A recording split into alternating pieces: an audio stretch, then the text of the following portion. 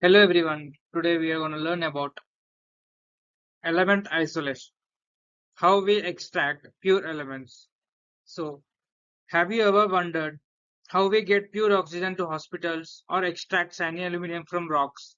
It all begins with a process called element isolation, the science of obtaining pure elements from mixtures.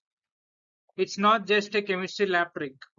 Element isolation is critical in industries, research, and even our daily lives. From metal in our electronics to gases in our atmosphere, the ability to separate and purify elements is key. General principles of isolation. So, how do we isolate elements? First, we use physical and chemical differences like solubility, melting point, or reactivity to separate components. Next, we apply selective reactions that target the element we want, such as reducing a metal oxide with carbon. And don't forget the role of energy. Thermodynamics tells us whether the process can occur, and activation energy affects how fast it happens. Common isolation process.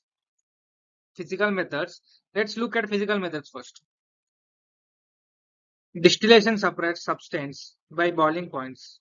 This is how we get oxygen and nitrogen from liquid air.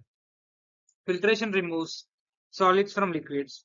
A common use, isolating metal precipitates during reactions. Magnetic separation takes advantage of magnetic properties. For example, iron can be extracted from ore using magnets. Common isolation processes, chemical methods. Reduction transforms metal oxides into pure metals. A classic case. Extracting iron from iron oxide using carbon.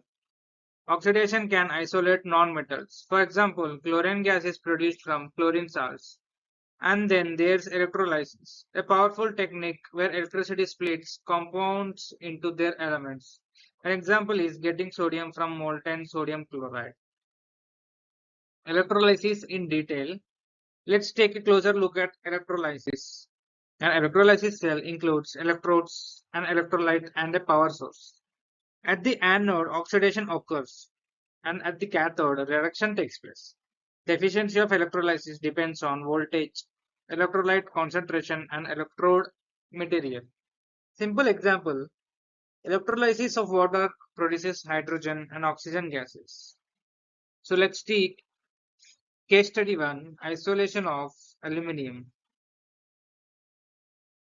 To isolate aluminium, we start with bauxite ore, which contains hydrated aluminium oxide. The Bayer process refines it to alumina. Then, the half-Herold process uses electrolysis to reduce alumina to aluminium metal.